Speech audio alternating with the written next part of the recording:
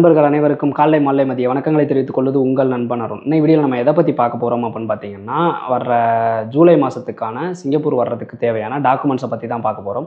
சிங்கப்பூருக்குள்ளே நீங்கள் என்ட்ரி ஆகுறீங்க அப்படின்னா வந்துட்டு அதுக்கு டாக்குமெண்ட்ஸ் ரொம்ப ரொம்ப இம்பார்ட்டண்ட்டு. நீங்கள் எந்த விசாவில் போனாலுமே அதுக்கு சரியான டாக்குமெண்ட்டை எடுத்துகிட்டு போகணும்.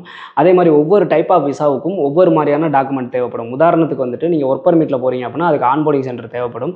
அதே நீங்கள் எஸ்பாஸ் இ பாஸில் டூரிஸ்ட் விசாவில் போகிறீங்க அப்படின்னா ஆன்போர்டிங் சென்டர் தேவைப்படாது. இதாவது இது மாதிரி ஒவ்வொருதுக்கும் ஒவ்வொரு மாதிரி டாக்குமெண்ட்ஸ் வரும்.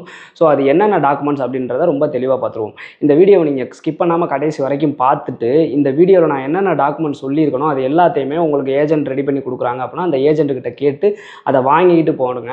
அதை வாங்கிட்டு தான் நீங்கள் போகணும். அதே மாதிரி நம்ம சேனலில் இருக்க வீடியோஸில் பார்த்தீங்க அப்படின்னா என்னென்ன டாக்குமெண்ட் எப்படி ரெடி பண்ணுறதுன்னு நான் தனித்தனியாக வீடியோ போட்டிருக்கேன். அதையும் போய் பார்த்து தெரிஞ்சுக்கிட்டு அதுக்கப்புறமேட்டு நீங்கள் கிளம்புங்க. அப்படி நீங்கள் ஏதாவது ஒரு டாக்குமெண்ட்டை உதாரணத்துக்கு இப்போ ஆன்போர்டிங் சென்டர் நீங்கள் புக் பண்ணாமல் போகிறீங்க, அதுலேயே இல்லை நீங்கள் புக் பண்ணிட்டீங்க பிரிண்ட் அவுட் எடுக்காமல் போகிறீங்க அப்படின்னா ஏர்போர்ட்டில் திருச்சி ஏர்போர்ட்டில் இல்லை சென்னை ஏர்போர்ட்டில் இந்தியாவிலே உங்களை திருப்பி அனுப்பிடுவாங்க. அதே மீறி நீங்கள் சிங்கப்பூர் போகிறீங்க அப்படின்னா அங்கேயும் உள்ளே போக முடியாது. உங்களை திருப்பி அனுப்புறதுக்கான வாய்ப்புகள் ரொம்ப அதிகமாக இருக்குது. அதனால் ஒரு டாக்குமெண்ட்டை மிஸ் பண்ணாமல் ஒரு டாக்குமெண்ட்டை கூட மிஸ் பண்ணாமல் நல்லபடியாக நீங்கள் சிங்கப்பூர் போகணும் அப்படின்னா இந்த வீடியோ ஃபுல்லாக பாருங்கள். யாராவது இப்போ ஜூலை மாதத்தில் சிங்கப்பூர் போகிறாங்க அப்படின்னா அவங்களுக்கு இந்த வீடியோவை ஷேர் பண்ணி இந்த டாக்குமெண்ட்ஸ்லாம் எடுத்துக்க அப்படின்றத தெளிவாக சொல்லிடுங்க. ஓகேங்களா? இந்த மாதிரி வந்து நீங்கள் சிங்கப்பூர் போகணும் அப்படின்னா வேலைவாய்ப்பு தகவலிருந்து எல்லா டீட்டெயில்ஸுமே தெளிவாக நம்ம ஃபுல் வீடியோவாக போட்டுட்ருக்கோம் ரெகுலராகவே. ஸோ நம்ம சேனலில் போயிட்டு பார்த்து அதெல்லாம் தெரிஞ்சுக்கிட்டு நல்லபடியாக சிங்கப்பூர் போங்க. ஓகேங்களா? ஓகே, என்னென்ன பாஸுக்கு என்னென்ன டாக்குமெண்ட் அப்படின்றத தெளிவாக சொல்லிடுறேன். நீங்கள் இப்போ தான் நம்ம சேனலுக்கு வர்றீங்க அப்படின்னா நம்ம சேனலை சப்ஸ்கிரைப் பண்ணி பெல் ஐக்கானை கிளிக் பண்ணி நோட்டிஃபிகேஷன் ஆல்னு கொடுத்து வச்சுங்க. ஓகே, ஃபஸ்ட்டு பார்த்தீங்க அப்படின்னா வந்துட்டு இ பாஸுக்கு சொல்லிடுறேன். இ பாஸை பொறுத்த வரைக்கும் பார்த்தீங்க அப்படின்னா ஆர்எம்ஐ சர்டிஃபிகேட்னு கேட்பாங்க. இப்போ பார்த்தீங்கன்னா நிறையா ஏஜென்ட் என்ன பண்ணுறாங்க அப்படின்னு பார்த்தீங்கன்னா ஆர்எம்ஐ சர்டிஃபிகேட் வந்து அதிகமாக கேட்குறாங்க. அதில் வந்துட்டு ஒரு இதுவும் இருக்குது, அரசியலும் இருக்குது. என்னன்னு கேட்டிங்கன்னா ஆர்எம்ஐ சர்டிஃபிகேட் அப்படின்றது 100% தேவை கிடையாது. ஒரு சில பேர் அது ஆர்எம்ஐ சர்டிஃபிகேட் அப்படின்றது எக்ஸ்ட்ரா குவாலிஃபிகேஷன் தான், மற்றபடி வந்துட்டு அதுக்கு அவசியமாக தேவை அப்படிங்கிறது கிடையாது. ஆனால் நிறைய ஏஜென்ட் என்ன பண்ணுறாங்க அப்படின்னு பார்த்தீங்கன்னா ஆர்எம்ஐ சர்டிஃபிகேட் வந்து கேட்குறாங்க, அதுக்காக ஒரு பெரிய தொகையை அமௌண்ட்டாகவும் வாங்குறாங்க. ஆனால் ஆர்எம்ஐ சர்டிஃபிகேட்ன்றது கட்டாயம் கிடையாது. ஸோ வந்துட்டு ஆர்எம்ஐ சர்டிஃபிகேட் இருந்துச்சு அப்படின்னா கொஞ்சம் ஈஸியாக அப்ரூவல் ஆகும் அப்படின்னு வேணால் சொல்லலாம். இ பாஸுக்கு போகிறப்ப நீங்கள் ஆர்எம்ஐ சர்டிஃபிகேட் இருந்துச்சுன்னா ஆர்எம்ஐ சர்டிஃபிகேட்டு, அதுக்கப்புறமேட்டு விசா காப்பி, விசா உங்களுக்கு ஐபி வருது பார்த்தீங்களா, அதை எடுத்துக்கோங்க. அடுத்தது passport, original passport, vaccine certificate. Vaccine சர்டிஃபிகேட்டில் பார்த்தீங்கன்னா உங்கள் ஃபுல் நேம் இருக்கணும். அதாவது அப்பா பேர் ஃபஸ்ட்டு, உங்கள் பேர் ரெண்டாவது, உங்களோட பாஸ்போர்ட் நம்பர் இருக்கணும். 2 வேக்சின் கண்டிப்பாக போட்டிருக்கணும். ஓகேங்களா? அடுத்தது பார்த்தீங்கன்னா எஸ்ஜி அரைவல் கார்டு கண்டிப்பாக இருக்கணும். அடுத்தது ரூம் ரிஜிஸ்ட்ரேஷன் சர்டிஃபிகேட்டு, டிக்கெட்டு, இது இருந்துச்சுனாவே நீங்கள் எஸ்பாஸ் உங்களுக்கு வந்துச்சு அப்படின்னா நல்லபடியாக சிங்கப்பூர் போயிடலாம். ஓகேங்களா? அடுத்தது வந்துட்டு எஸ்பாஸுக்கு என்னன்னு சொல்கிறேன். எஸ்பாஸை பொறுத்த வரைக்கும் visa, passport, vaccine certificate, SG arrival card, room registration certificate, ticket. இதில் ரூம் ரிஜிஸ்ட்ரேஷன் சர்டிஃபிகேட் இ பாஸுக்கும் சரி எஸ்பாஸுக்கும் சரி கண்டிப்பாக தேவை கிடையாது. ஆனால் நீங்கள் இப்போ கிளம்புறதுக்கு முன்னாடி ரிஜிஸ்டர் பண்ணியிருக்கணும். உங்கள் ரூமை எம்ஓஎம்ல ரிஜிஸ்டர் பண்ணியிருக்கணும். இங்கே தான் நீங்கள் தங்க போகிறீங்க அப்படின்றத கண்டிப்பாக ரிஜிஸ்டர் பண்ணியிருக்கணும். அதுக்கு சர்டிஃபிகேட் தேவையா அப்படின்னு கேட்டிங்கன்னா தேவையில்லை. நீங்கள் ரிஜிஸ்டர் பண்ணியிருந்தீங்கன்னா அவங்க செக் பண்ணி பார்ப்பாங்க. ரிஜிஸ்டர் பண்ணியிருந்தாலே ஒன்றும் பிரச்சனை இல்லை, உள்ளே போயிடலாம். அடுத்தது என்டிஎஸ் பர்மிட்டுக்கும் பார்த்தீங்க அப்படின்னா வந்துட்டு விசா, ஆர்எம்ஐ சர்டிஃபிகேட் இருந்துச்சுன்னா ஆர்எம்ஐ சர்டிஃபிகேட் வச்சுக்கலாம், இல்லைனா தேவையில்லை. Passport, ticket, vaccine certificate, bond paper. NTS பர்மிட்டுக்கும் கண்டிப்பாக பாண்டு பேப்பர் வேணும். இ பாஸுக்கும் எஸ் பாஸுக்கும் பாண்டு பேப்பர் தேவையில்லை. ஆனால் என்டிஎஸ் பர்மிட்டுக்கு கண்டிப்பாக பாண்டு பேப்பர் வேணும். ஓகேங்களா? பாண்டு, அப்புறம் room registration certificate, SG arrival card, இது எல்லா டாக்குமெண்ட்டுமே நான் சொன்ன எல்லாத்துக்குமே எல்லா டாக்குமெண்ட்டுமே நீங்கள் கண்டிப்பாக பிரிண்ட் அவுட் எடுத்து வச்சுருக்கணும். பிரிண்ட் அவுட் இல்லாமல் போயிடாதீங்க. நான் ஃபோனில் இருக்குது, நான் ஃபோனில் காமிச்சிக்கிறேன்னு போயிடாதீங்க, ப்ராப்ளம் ஆகிறதுக்கான வாய்ப்புகள் இருக்குது. ஓகேங்களா? அடுத்தது ஸ்டூடெண்ட் பாஸை பொறுத்த வரைக்கும் பார்த்தீங்க அப்படின்னா வந்துட்டு ஸ்டூடெண்ட் பாஸ்லேயே நிறைய பேர் போயிட்டு தான் இருக்காங்க. அதுக்கு என்னென்ன தேவை அப்படின்னு கேட்டிங்கன்னா visa, passport, fully vaccination certificate, room registration பண்ணியிருக்கணும். அவ்வளோதான், வேறு எதுவுமே தேவையில்லை. கண்டிப்பாக எஸ்ஜி அரைவல் கார்டு எல்லாத்துக்குமே வேணும், இதுக்கும் எஸ்ஜி அரைவல் கார்டு வேணும். ஓகேங்களா?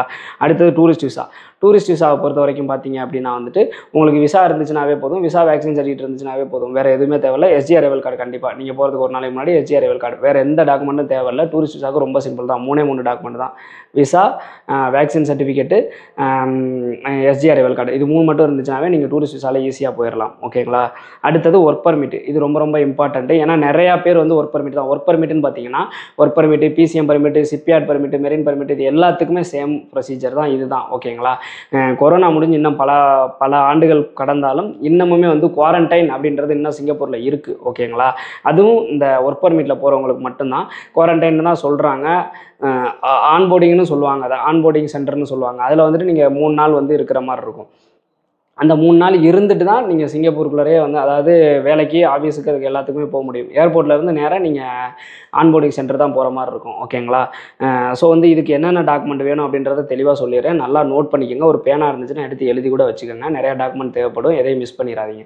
ஃபஸ்ட்டு பார்த்தீங்கன்னா ஐபிஏ வந்ததுக்கப்புறம் பார்த்தீங்க அப்படின்னா ஐபினா உங்களுக்கு வந்து எம்ஓஎம் வெப்சைட்டில் நீங்கள் செக் பண்ணிக்கலாம். உங்களோட பாஸ்போர்ட் நம்பரும் டேட் ஆஃப் பர்த்தும் போட்டிங்கன்னாவே எம்ஓஎம்ல வந்துடும். அது பார்த்தீங்கன்னா நீங்கள் இதில் செக் பண்ணணும். கூகுளில் நான் எப்படி செக் பண்ணலாங்கிறது ஒரு வீடியோவாக போட்டிருக்கேன். கூகுளில் போய்ட்டு தான் எம்ஓஎம்ல போய் செக் பண்ணணும். அது எப்படிங்கிறத வீடியோவாக போட்டிருக்கேன். அதை போய் பார்த்துட்டு செக் பண்ணிக்கோங்க. அந்த ஐபிஏ ஒரிஜினலாக டூப்ளிகேட்டா, அதில் சம்பளம் எவ்வளோ போட்டிருக்காங்க, என்ன கம்பெனி, எல்லா டீட்டெயில்ஸும் செக் பண்ணிக்கலாம். ஐபி வந்ததுக்கப்புறமேட்டு அடுத்த ப்ரொசீஜர் என்ன பண்ணுவாங்கன்னு கேட்டிங்கன்னா, கம்பெனி வந்து ரூமுக்காக எம்ஓஎம்ல ரிஜிஸ்டர் பண்ணுவாங்க. ரூமுக்காக ரிஜிஸ்டர் பண்ணல பார்த்தீங்க அப்படின்னா இது கொஞ்சம் டைம் ஆகுது. நிறையா பேருக்கு வந்துட்டு இந்த நிறையா ரூம் கிடைக்காததுனால ஐபி வந்ததுக்கப்புறம் வெயிட்டிங் டைம் ரொம்ப அதிகமாக போயிட்டு இருக்கு. நிறையா பேர் வந்து இந்த ப்ராப்ளமை ஃபேஸ் பண்ணிட்டு இருக்காங்க. உங்களுக்கும் அந்த பிரச்சனை வந்துச்சு அப்படின்னா ஐபி வந்துருச்சு. எந்த கம்பெனியாக இருந்தாலும் ஏஜெண்டாக இருந்தாலும் ஐபி உங்களுக்கு கொடுத்துட்டாங்க அப்படின்னா உங்களை வந்து சிங்கப்பூரில் இறக்க தான் பார்ப்பாங்க. ஏன்னா அவங்க செலவு பண்ணி தான் உங்களுக்கு ஐபி எடுத்திருக்காங்க. நீங்கள் வேலைக்கு வந்தால் தான் அவங்களுக்கு ப்ராஃபிட். அப்படின்ற பட்சத்தில் உங்களை சிங்கப்பூருக்குள்ளே இறக்கக்கூடாது அப்படிங்கிறது ஏஜென்ட்டோட நோக்கமோ இல்லை கம்பெனியோட நோக்கமோ கிடையாது. ரூம் ரிஜிஸ்ட்ரேஷனுக்கு கொஞ்சம் கிடைக்க டிலே ஆகுது. ஸோ கிட்டத்தட்ட அது 2 வீக்ஸ் ஆகும். ஸோ ரூம் ரிஜிஸ்ட்ரேஷன் வந்துருச்சு அப்படின்னா அடுத்தது என்ன பண்ணணும் அப்படின்னு கேட்டிங்கன்னா ஆன்போர்டிங்க்கு புக் பண்ணணும். ஆன்போர்டிங் ஈஸியாக கிடச்சிருது. ஆன்போர்டிங் புக் பண்ணிடணும். அடுத்தது வந்து நீங்கள் உங்கள் வேக்சின் சர்டிஃபிகேட் எடுத்து வச்சுக்கோங்க பத்திரமா. பாண்டு பேப்பர் அப்படின்றது ரொம்ப ரொம்ப இம்பார்ட்டன்ட்டு. நீங்கள் கிளம்புறதுக்கு 1 நாள் 2 நாளைக்கு முன்னாடி கம்பெனி அனுப்பிடுவாங்க. அந்த பாண்டு பேப்பரை பிரிண்ட் அவுட் எடுத்து வச்சுக்கோங்க. அடுத்தது எஸ்டி அரைவல் கார்டு. ஓகேங்களா? இந்த டாக்குமெண்ட் எல்லாமே இருந்துச்சு அப்படின்னா நீங்கள் நல்லபடியாக சிங்கப்பூர் போகலாம். போனோடனே நேராக குவாரண்டைன் போவீங்க. 3 நாள் அங்கே இருப்பீங்க.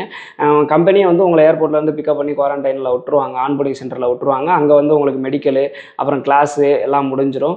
ஊசியை வந்து போட்டு ரொம்ப நாள் ஆச்சுன்னா புதுசாக ஊசியும் போடுவாங்க. வேக்சினும் போட்டு உங்களை வந்து வேலைக்கு அனுப்புவாங்க. ஓகேங்களா? ஸோ வந்துட்டு திருப்பியும் வந்து இந்த ஒர்க் பர்மிட்டுக்கு டாக்குமெண்ட்டை சொல்லிடுறேன். ஐபிஏ கண்டிப்பாக இருக்கணும். அடுத்தது ரூம் ரிஜிஸ்டர் பண்ணணும். ஆன்போர்டிங் சர்டிஃபிகேட் வேணும். ஆன்போர்டிங் ரிஜிஸ்டர் பண்ணதை பிரிண்ட் அவுட் எடுத்துக்கணும். அடுத்தது வந்துட்டு பாண்டு பேப்பர் வேணும். எஸ்ஜி அரைவல் கார்டு வேணும். அவ்வளோதான். வேறு எதுவுமே பிரச்சனையே கிடையாது. உங்களுக்கு வந்து டிக்கெட் இதுக்கு போடுறது பார்த்தீங்கன்னா நீங்கள் எப்படி போடுறீங்க அப்படின்னா ஆன்போர்டிங் சென்டர் ரிஜிஸ்டர் பண்ணதுக்கப்புறம் போடுங்க. அப்படி இல்லைன்னா கம்பெனியில் ஒரு தடவைக்கு 2 தடவை கன்ஃபார்ம் பண்ணிக்கோங்க. அவங்க ஒரு டேட் சொல்கிறாங்கன்னா இந்த டேட்டில் நான் போட்டுடுறேன். ஆனால் டிக்கெட் வந்து மாற்றினாலோ இல்லை கேன்சல் பண்ணாலோ எனக்கு அமௌண்ட் வந்து இப்போ கிடைக்காது. பாதி அமௌண்ட் தான் கிடைக்கும். இல்லைனா அமௌண்ட் கிடைக்காம போயிடும். அப்படி இருக்கிற பட்சத்தில் கன்ஃபார்மாக நான் அந்த டேட்டு புக் பண்ணட்டுமான்னு ஒரு தடவைக்கு 4 தடவை கேட்டுக்கிட்டு அதுக்கப்புறம் புக் பண்ணுங்கள். ஏன்னு கேட்டிங்க அப்படின்னா நீங்கள் ஆன்போர்டிங் சென்டர் வந்து புக் பண்ணாமல் நீங்கள் டிக்கெட் புக் பண்ணுற பட்சத்தில் நீங்கள் டிக்கெட் புக் பண்ணுற டேட்டில் உங்களுக்கு ஆன்போர்டிங் சென்டர் கிடைக்கல அப்படின்னா நீங்கள் டிக்கெட்டை மாற்றி போட வேண்டியதாக இருக்கும். இல்லை கேன்சல் பண்ணுற மாதிரி இருக்கும். ஸோ அந்த விரைய செலவு உங்களை வந்து சேர்றதுக்கான வாய்ப்புகள் இருக்குது. ஸோ இதை மட்டும் கன்ஃபார்ம் பண்ணிக்கோங்க. இந்த டாக்குமெண்ட்ஸ் நான் A to Z சொன்ன எல்லா டாக்குமெண்ட்டையும் கரெக்டாக எல்லாத்தையுமே பிரிண்ட் அவுட் நல்லபடியாக எடுத்துகிட்டு நீங்கள் சிங்கப்பூர் போனீங்க அப்படின்னா எந்த பிரச்சனையும் இல்லாமல் நல்லபடியாக சிங்கப்பூருக்குள்ளே என்ட்ரி ஆகிடலாம். நல்லபடியாக நீங்கள் ஒர்க் பண்ணுறீங்களோ இல்லை நீங்கள் போகிற வேலையை நல்லபடியாக முடிச்சுட்டு நல்லபடியாக சிங்கப்பூர்லேருந்து ரிட்டர்ன் வரலாம். ஓகேங்களா? இதில் வேறு ஏதாவது டவுட் இருந்தாலும் தாராளமாக கமெண்ட் செக்ஷனில் கேளுங்க.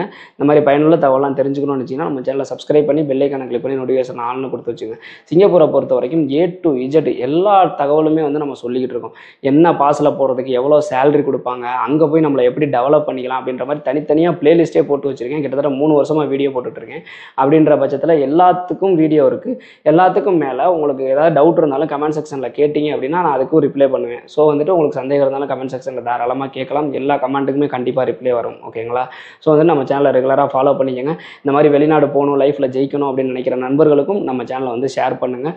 அவங்களும் இதை பற்றி பயன்பெறட்டும். அதனால் நானும் பயன்பெறுவேன். சப்ஸ்கிரைப் பண்ணிக்கங்க. மீண்டும் ஒரு வீடியோவில் சந்திப்போம். பாய்.